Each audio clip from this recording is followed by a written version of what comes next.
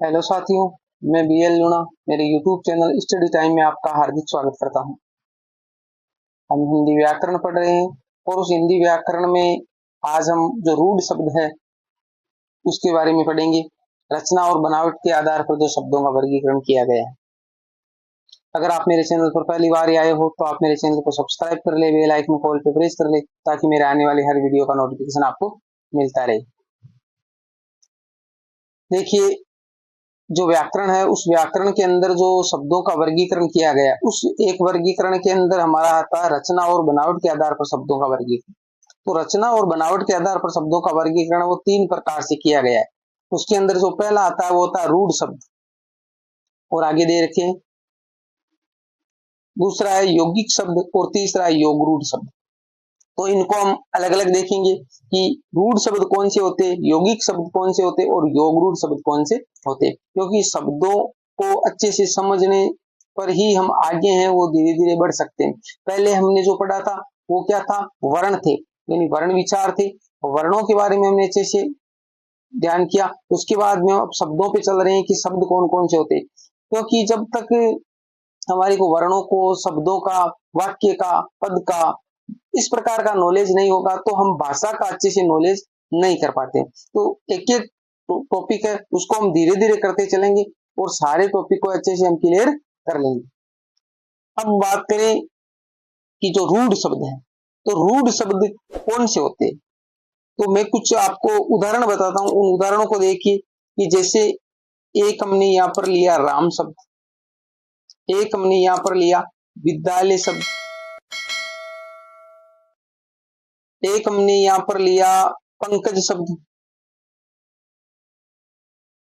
अब देखिए शब्द है ये, राम भी एक शब्द है, विद्यालय भी एक शब्द है और पंकज भी एक शब्द है। अब हम कैसे पहचानेंगे कि कौन सा रूढ़ है, कौन सा योग रूढ़ है, कौन सा यौगिक है। तो देखिए राम है, अब राम शब्द है, एक तो रा और एक मैं, इन दोनों से मिलकर बना है, इन दोनों से मिलकर बना है। पर ये कैसे बना कि इसको हम राम ही कहें, कहां से आया ये, इसका हमें पता नहीं चल रहा है। भाई दो शब्दों को मिलाकर ये शब्द बना दिया गया, परंतु हमें इसकी उत्पत्ति के बारे में पता नहीं, कहां से आया, कैसे आया। तो ये रूढ़ शब्द है, रूढ़ हो गया। ऐसे शब्द वो क्या है, रूढ़ हो गया। अब एक विद्यालय है, तो विद्यालय में क्या है, विद्यालय में एक तो विद्या शब्द था, एक तो विद्या शब्द था, दूसरा आल्य शब्द था। तो आल्य एक अलग अर्थ दे रहा है और विद्या एक अलग अर्थ दे रहा है। दोनों को मिलाया, मिक्स किया, यानी यौगिक शब्द, यानी योग किया दोनों का, और योग करके एक नए शब्द का हमने निर्माण कर लिया। तो वो हो गए हमारे यौगिक शब्द। और योग रूढ़ शब्द का मतलब वो होता है कि योग हुए और योग होने के बाद में रूढ़ हो गए। कैसे, जैसे देखिए पंकज, तो पंख है वो कीचड़ को कहते हैं और जय का मतलब होता है जन्मना। तो जो कीचड़ में जलता है, तो ये कमल के लिए आया पंकज। पंकज किसके लिए है, कमल के लिए आया। अब कीचड़ में इसका अर्थ जब निकालते हैं तो पंख यानी कीचड़ और जय यानी जन्मना।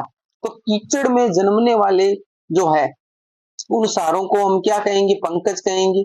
गलत बात है, नहीं कहेंगे, क्योंकि पंकज किसके लिए फिक्स हो गया, ये कमल के लिए फिक्स हो गया, इन कमल के लिए रूढ़ हो गया। तो इसलिए योग रूढ़, पहले इसमें योग हुआ उसके बाद में ये रूढ़ हो गई। तो अब इसमें लंबा चौड़ा कोई लफड़ा नहीं है, सिंपल सी कहानी है कि रूढ़ शब्द कौन से, यौगिक शब्द कौन से और योग रूढ़ शब्द कौन से। यहाँ पर मैंने आपको अच्छे से समझा दिया। अब एक बार हम इनकी परिभाषाओं से समझने की कोशिश करते हैं।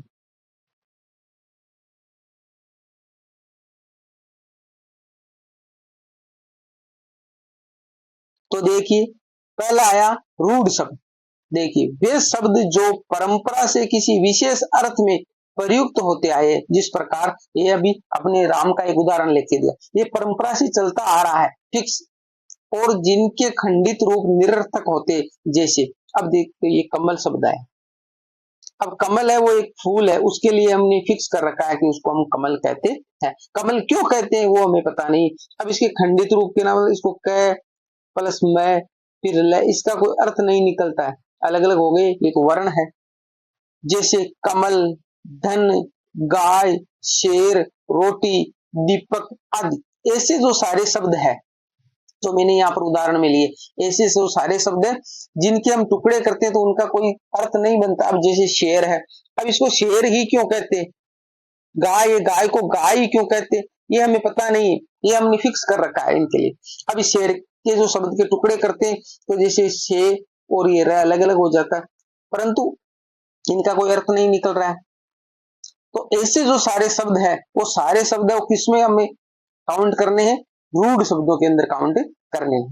तो रूढ़ शब्द की परिभाषा अच्छे से आप समझ गए होंगे, रूढ़ शब्दों के बारे में आप अच्छे से समझ गए होंगे। अगर फिर भी किसी प्रकार का आपको डाउट रहता है तो आप मेरे को कमेंट बॉक्स में पूछ सकते हो। आगे देखिए दूसरी परिभाषा देखते हैं। दूसरा हमारे सामने आया यौगिक शब्द, जो मैंने आपको बता दिया है वे शब्द जो दो या दो से अधिक शब्दों को जोड़कर बनाए गए हैं, जो अभी हमने विद्यालय का उदाहरण देखा, उन शब्दों का अपना पृथक अर्थ भी होता है। यानी दोनों शब्दों के अलग अलग, जिस प्रकार रूढ़ शब्दों में नहीं हो रहा था पर यौगिक शब्दों में दोनों का अलग अलग मतलब भी निकलता है, किंतु मिलकर अपने मूल अर्थ के अतिरिक्त एक नए अर्थ का भी बोध कराते हैं। यानी जो अर्थ है वो तो है ही है, बाकी दोनों शब्द मिलकर एक नया शब्द बनाते हैं, यौगिक शब्द कहलाते हैं। जैसे विद्यालय, इसका हमने उदाहरण देख लिया, विद्यालय। तो विद्यालय का मतलब तो हो गया कि जहां पर हम अध्ययन करते हैं वो घर, विद्यालय का मतलब, और विद्या का मतलब हो गया शिक्षा, और आलय का मतलब हो गया घर। तो दोनों के अलग अलग अर्थ निकल रहे, ये शिक्षा एक अलग अपना शब्द है और घर एक अलग शब्द है।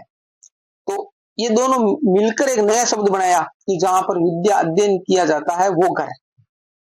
प्रेम सागर, प्रेम का मतलब प्रेम प्यार, और सागर का मतलब समुद्र। तो ये दोनों का, प्रेम का और सागर का अलग अलग अर्थ भी निकल रहा है, और प्रेम सागर एक जगह हो गई तो एक अलग अर्थ भी निकल रहा है। राष्ट्रपति, जो राष्ट्र का पति हो, तो राष्ट्र एक अलग है और पति भी, दोनों का भी अलग अलग अर्थ निकलता है।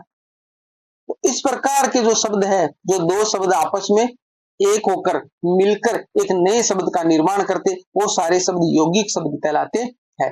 तो रूढ़ शब्द और यौगिक शब्द दोनों के बारे में आप अलग अलग समझ गए होंगे। आगे देखो,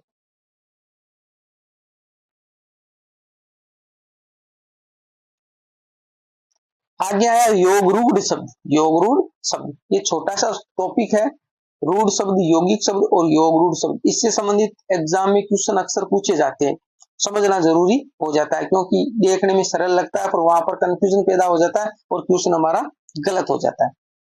वे यौगिक शब्द, यानी यौगिक शब्द तो है ही वो, जिनका निर्माण पृथक पृथक अर्थ देने वाले शब्दों के योग से होता है, किंतु वे अपने द्वारा प्रतिपादित अनेक अर्थों में से किसी एक विशेष अर्थ का ही प्रतिपादन करने के लिए रूढ़ हो गए हैं। ऐसे शब्दों को योगरूढ़ शब्द कहते हैं। परिभाषा क्या कह रही है कि यौगिक तो है क्योंकि योग कर रहे हैं, परंतु उनके अर्थ अलग अलग निकल रहे हैं, पर वो एक के लिए फिक्स हो जाते हैं। ऐसे जो सारे शब्द है वो क्या कहलाएंगे, योगरूढ़ शब्द कहलाएंगे। उदाहरण देखिए, जलज, जलद, चारपाई आदि। अब देखिए जलज, जय का मतलब होता है जन्मना,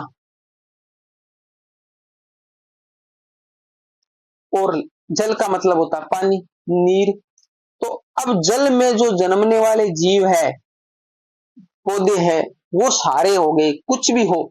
जल के अंदर बहुत सारे जीव जंतु पैदा होते हैं, बहुत सारे जो ये पदार्थ है वो भी पैदा होते हैं, परंतु सारों को जलज नहीं कहते हैं। सारों के लिए अर्थ अलग अलग निकल रहा है, पर जलज सिर्फ किसको बोलते हैं, कमल को बोला जाता है। जलज किसको बोला जाता है, कमल को बोला जाता है। तो ये कमल के लिए रूढ़ हो गया है, जलज किसे कहेंगे। जब भी जलज नाम आता है तो हमारा ध्यान किधर जाता है, कमल की ओर। दूसरी बात, जलद, तो जल और दह, जल को देने वाले। तो जल देने वाले बहुत सारे, जल तो हमें नदियों से मिलता है, समुद्रों से मिलता है, झरनों से मिलता है, नल के द्वारा भी मिलता है, कुएं से मिलता है, ट्यूबवेल से मिलता है, पर वो सारे जल देने वाले ही है, पर उनको हम नहीं कहेंगे जलद। हम जलद सिर्फ किसको कहेंगे, बादल को। जलद किसके लिए फिक्स हो गया, बादल के लिए। तो ये जो है, ये सारे जो ऐसे शब्द है जो एक चीज के लिए फिक्स हो जाते वो सारे शब्द योग रूढ़ शब्दों में काउंट किए जाएंगे। अब बात करें चारपाई की, बात करें चारपाई की, तो चारपाई का मतलब होगा चार, और पाई का मतलब होता है पैर, जिसके चार पैर हो।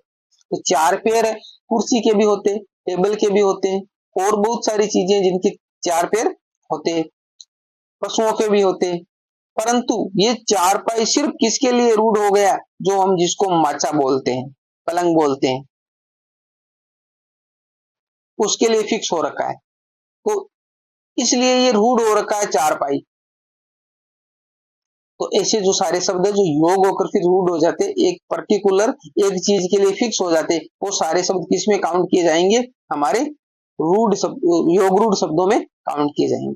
तो अब आप अच्छे से समझ पाए होंगे कि रूढ़ शब्द कौन से होते, यौगिक शब्द कौन से होते, और योग रूढ़ शब्द कौन से होते। ठीक है, ये छोटा सा टॉपिक था जो हमने इसके अंदर देखा। आगे इसके बाद में जो टॉपिक है वो हमारा है रूप या प्रयोग के आधार पर शब्दों का वर्गीकरण। तो उसके दो प्रकार है, वो हम अगली क्लास में देखेंगे। अगर ये क्लास आपको अच्छी लगी है तो इसको लाइक करें, अपने दोस्तों के साथ में शेयर करें, और अगर अभी तक आपने मेरे चैनल को सब्सक्राइब नहीं किया तो चैनल को सब्सक्राइब जरूर कर ले, जिससे मेरे आने वाले हर वीडियो आपको मिलते रहे। मिलते हैं अगली वीडियो में, तब तक के लिए जय भीम, जय भारत।